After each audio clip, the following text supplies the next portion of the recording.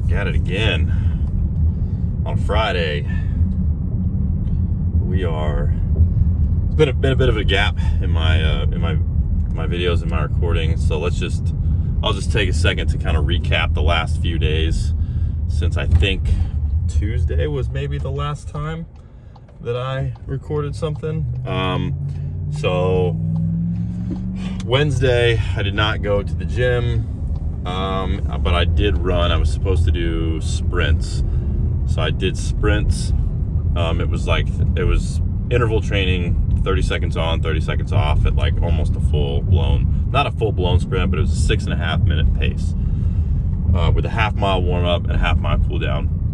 I didn't record anything there because, like I said, I'm not going to be recording my runs anymore. That would have been a very short, low value add video, so I'm not going to do that anymore. I'll recap it here. I'm not gonna lie to you, did not want to go for a run on Wednesday. I was looking for excuses, not gonna lie, just did not want to sprint. Was not feeling it at all. But I ended up doing it, and turns out I was really glad that I did, because it ended up being a really good run. I hit pretty much all my intervals, so plus or minus like 10-15 seconds. So like some of my intervals were, I think one of them was like a 6:10, one of them was like a 6:50, one of them was I think a little over 7, but for the most part they were all roughly 6:20 to 6:45, somewhere in there, which is good. And I'm not looking at my pace when I run, so I'm just running hard, and I kind of have to, it's kind of a guesstimate, it's not precise. So I'm just running hard, and then when the workout's done, I get to look and see how my intervals were. There is no voice on the app that comes in and is like, hey, you're behind pace, need to pick it up, or hey, you're ahead of pace, slow it down. So like I said, I'm just running hard, and at the end I get to see how I did, and I did really well. I hit, even on my rest intervals, which was, the pace for those was somewhere between 10 and 12 minutes.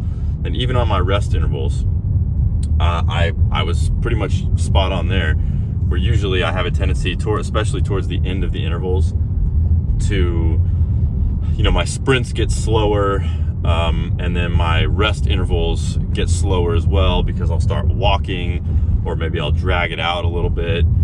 I'll stop on my sprint interval a little early or start a little late, but I hit this basically as prescribed, so it was pretty great. I was really happy that I did. So that was Wednesday. Thursday, honestly, same deal. Did not want to run. Just didn't want to do it. It was supposed to be a quick, short 2-miler. Didn't want to run. Was just like, man, I'm just not feeling running. I don't want to. But I got myself up out of bed, as it were. I wasn't actually in bed, but I got up, got out, and I did it. And it ended up being, actually, we're gonna go straight here. We're gonna go straight. I got out and did it, and it ended up being, I set a PR. It was a PR 2-mile time. All right, just 2 miles. It was supposed to be a nice and easy pace, somewhere between 9 and 10 minutes on the pace, and I ended up running 2 miles at a sub 9-minute pace.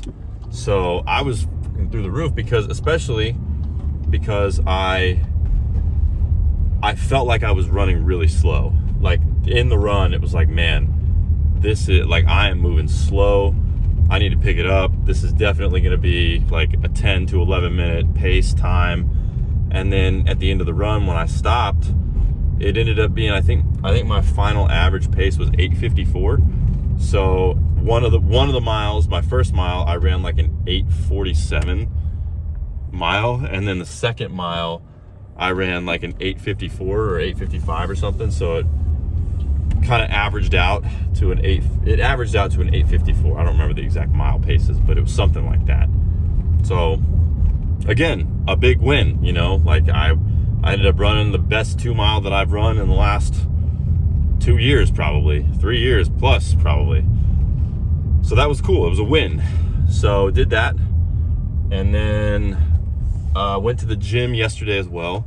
Yesterday was my secondary upper body day, so we did Larson press, we did incline bench, and then we did some accessory work.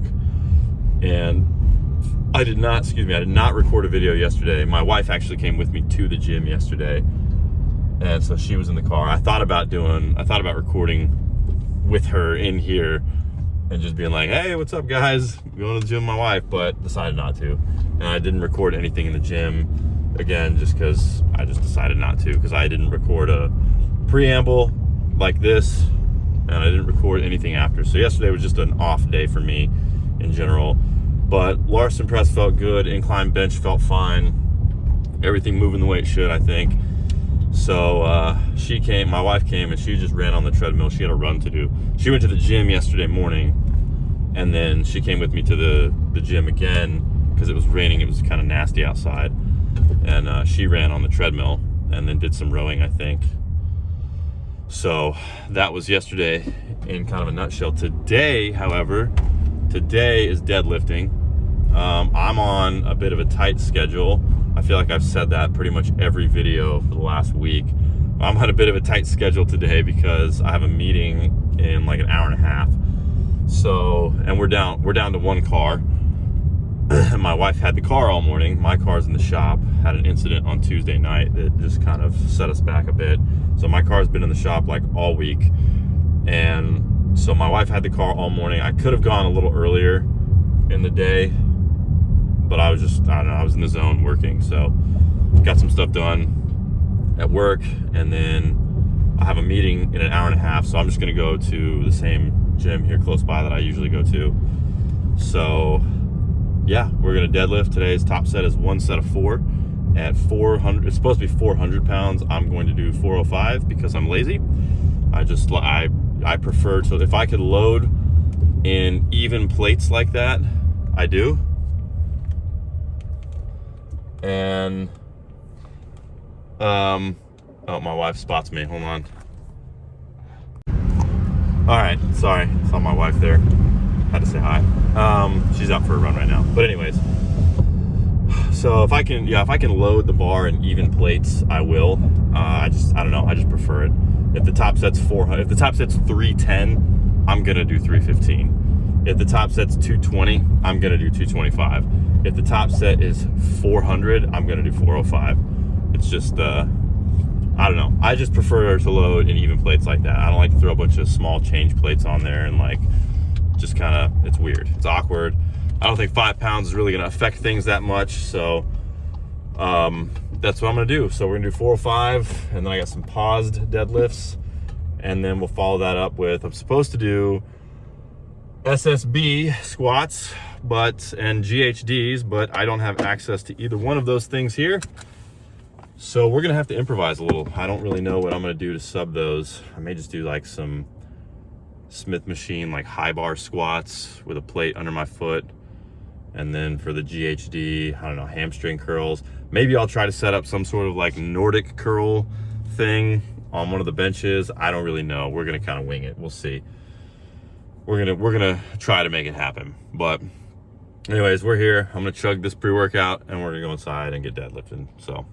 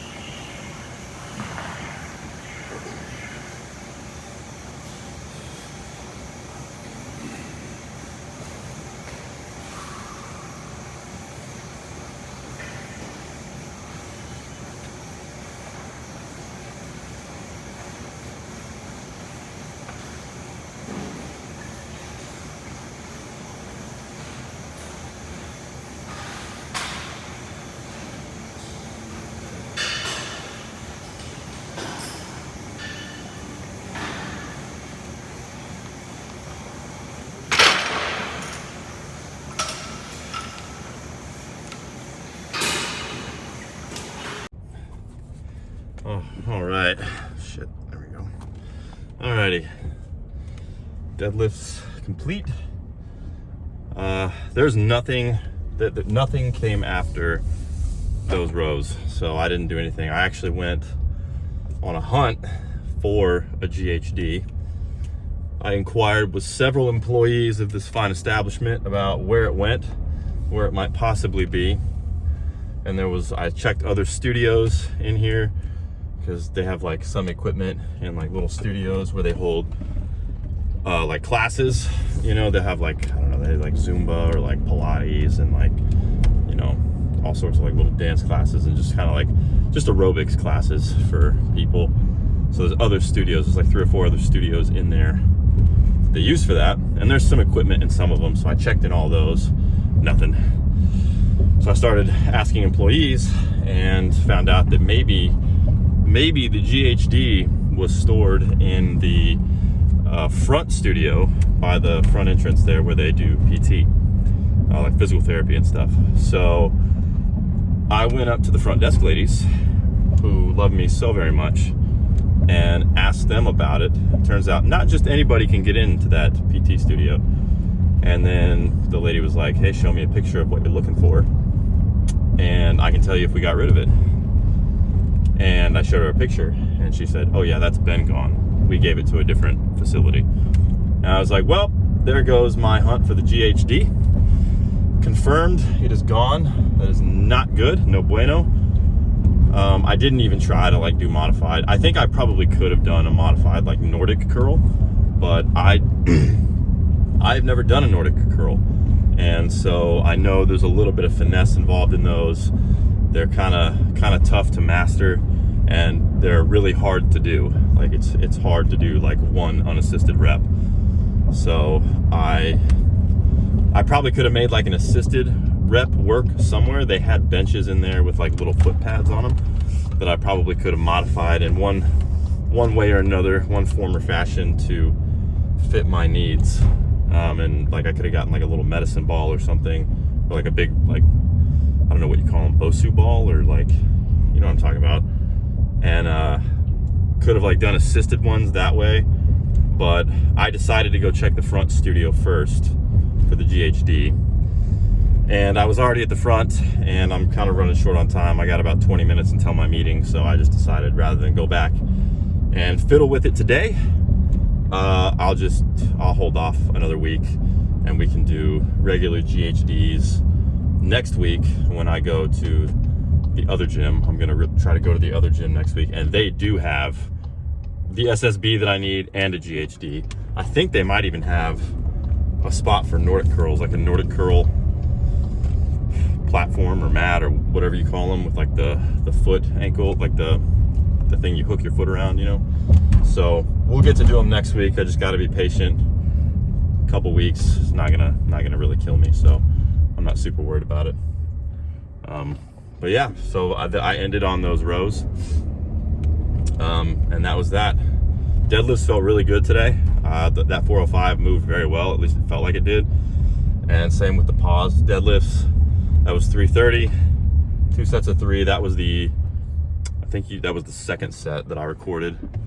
So, and then I did those 3 sets of 5 bent over rows.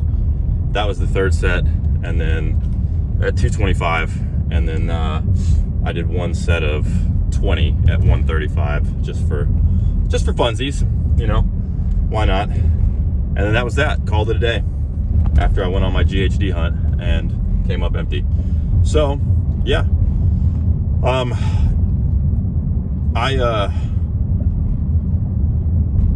just a message about sort of like a PSA about straps. I used to be super anti-strap for a number of reasons. You know, I call myself a power lifter, and in competition you cannot use straps to deadlift with, right? You have to lift it raw, meaning you have no assistance from straps. You can wear a belt to brace into, but you can't use straps. You have to lift it strapless. And so for a while, because of that reason, I was pretty anti-strap, just because you know, train how you fight, right? If I can't use this in competition, there's no sense in me training with it. I'll just learn to grip it and rip it raw, basically, like, you know, mixed grip, hook grip, whatever. Well, that was all fine and dandy whenever I pulled mixed grip, but I no longer pull mixed grip. Well, I say that after you watched a video of me pulling mixed grip, but I don't really pull mixed grip anymore. At least I didn't for a while. Sidebar, I started pulling mixed grip again on those volume deadlifts because I can get a better brace. Whenever I do mixed grip, I can brace at the top before I bend over, and it's easier for me to get a better brace that way.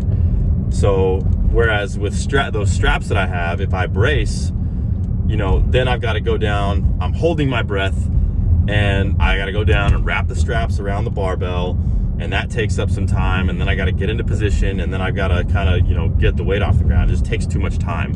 It's not easy for me to brace at the top before I bend over because I'm holding my breath essentially for like an additional 20 seconds, and then I have to do the set. So I switched back to mixed grip because I can brace at the top and then I can get into position relatively quickly, right? I mean, I just bend over and grab the barbell, similar to a hook grip. You know, you just kind of bend over, grab the barbell, and get into position, and it takes very little time, so I can get a better brace. So that's why I switched back to mixed grip. Anyways, all that to say that I started using straps. Once I switched to hook grip for singles, I started using straps on my like triples, twos, threes, fours, fives, any set over two, really. I use straps on because if you've ever tried to pull hook grip on volume sets, you know that it hurts like a motherfucker, and it's not really good for your thumbs. So hook grip is great. It's amazing for like a heavy single hook grip all day. But when you're trying to pull volume, it doesn't work like that. So you have to kind of simulate that grip. Hook grip, dude, you could hold 900 pounds in your hands flawlessly with hook grip. And so you have to simulate that. If you're pulling double overhand, you know, not mixed grip, basically, straps is the way to go.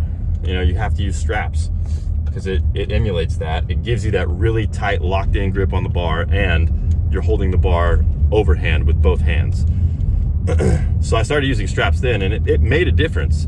And, you know, after reading some things and doing my own research and coming to my own conclusions, you know, people knock it all the time. Oh, well, if you can't lift it, if you can't hold on to it, if you don't have the grip strength to lift it, then you can't lift it. And it's like, well, there's all this talk about, you know, surrounding grip strength when it comes to using straps and stuff. And dude, like even on barbell rows, like I was just doing, you know, I'm not training my grip on a barbell row. I'm also not training my grip on a deadlift. I mean, yeah, those muscles get worked, but it's not the primary mover of the lift. You know, the primary mover of those lifts is well, at least of the deadlift, is your entire posterior chain. You know, you're working everything down from the muscles in your feet to the muscles in your traps, like to your neck, you know, all along your back. It's a whole body movement, you know.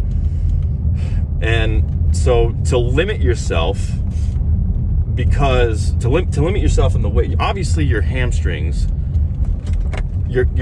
can move more weight than your forearms and your grip, you know. Same way your back can, right? Like my lats, my mid back, my whole back, really, all the muscles in my back, they are way stronger than my grip is. So why would I limit the amount of weight that I'm putting on my back? Like, why would I limit the amount of stimulus I'm giving my back in terms of load? Because my grip can't handle it. Yeah, of course my grip can. Your grip on any lift, your grip is gonna be the first thing to go. Your grip will fail you before any other muscle will, you know? So you gotta, why would I limit myself to what my grip is capable of? If you do that, you're never gonna see any real progress or results. Your grip is gonna hit a point where it cannot move. It physically cannot move anymore. Like it can't hold on to the weight anymore. This is the maximum amount of weight we can hold. And that number, your grip strength, that number will come far before, you know, the number for your hamstrings or your glutes or your quads or your mid back or your lats, dude. Like those are such huge muscles that they can really drive a lot of weight, and they will, but you've got to assist them with your grip. So I don't feel guilty. I've used straps on lat pull downs. I've used straps on rows. I've used straps on deadlifts. I've used straps on RDLs. I still use straps on RDLs. You know, it's like, why would I limit the muscle growth in other areas of my body simply because my grip isn't strong enough to hold on to the weight? That's what straps are for, you know? That's what straps are for. Of course, other body parts can lift more weight. Of course they can, you know? Look at your quads, dude. I mean, look at them. Your quads are huge muscles. It's like the largest muscle in your body, I'm pretty sure. And you would limit those simply because your hands can't hold on to the weight? Why? Why would you do that? You know? It makes no sense. It's silly. It's tomfoolery. Rubbish. Jackassery, even. I would implore you to give your muscles as much stimulus as they can handle and use straps. There's no shame in that, you know? No shame in using straps. I want to use equipment that allows me to put more stimulus on my muscles, because at the end of the day, that's how you see strength gains. That's how you see muscle growth, is via those mechanisms. You know, so if straps enable me to RDL 350 pounds, whereas without straps I can only RDL 275 or whatever, you know, then I'm going to use straps, because that's a whole 75 pounds of weight and potential gains and, you know, muscle that I'm leaving on the table. So why would I limit myself? You know, it's silly. Anybody that tells you you don't need straps, run far away, fast. You don't need that kind of negativity in your life. But anyways, just a note on my straps, because every time I pull them out, to this day, sometimes I still feel like people are just like sort of having that conversation with themselves and watching me do it. They see me pull out the straps to row, or to even sometimes to deadlift, and they're like, oh, straps, cheater, you're cheating, that's not real, you can't really lift that. And it's like, you know, I don't know, I still have that conversation in my head sometimes. I have to reassure myself to, like, hey, you know what you're doing. This is completely normal, completely natural. There's nothing wrong with using straps for this. So just a note on straps, just a PSA. Straps are really good for gains. So if you are not using straps on some of your lifts, you're wrong. You are wrong, very wrong. Change immediately. But anyways, thanks for coming to my TED Talk. I'm gonna go home and make lunch. I have a meeting now in like 15 minutes. I gotta go and get ready for that. But yeah, anyways, I guess I'm not gonna record anything this weekend. I got a 7-mile run at some point. I don't know when that's gonna happen. I would like for it to be on Sunday, but it'll probably have to be pretty early in the morning on Sunday if that's what I choose to do. My daughter has a volleyball tournament at like 7 or 8 a.m. that I have to go to, or that I don't have to go to, that I get to go to. I want to phrase it like that. Like I'm not looking forward to it, because I am. But so that just kind of, I don't know when it's going to be over. So I'd like to get out there sooner rather than later and just get the run over with. So I may end up going at like 5 a.m. on Sunday morning. Who knows? But got to run, and then Monday we'll be back at it again with another. I think next week on my runs actually kind of increases. Like I'm doing like a 4-mile tempo run, where it's like you know, run a mile at an 8-minute pace, and then a 1-minute cool down, and then run another mile at an 8-minute pace, or something like that. So I know things change starting next week. So we'll see. I don't know. But then yeah, after I know I'm running Monday, and then we'll do chest again, upper body on Monday at the gym. And yeah, we'll just go from there, man. Comp bench, a little bit of running. Great start to the week. Hope everybody has a good weekend. I know I will. And yeah, I guess I'll see you next time. Thanks for watching.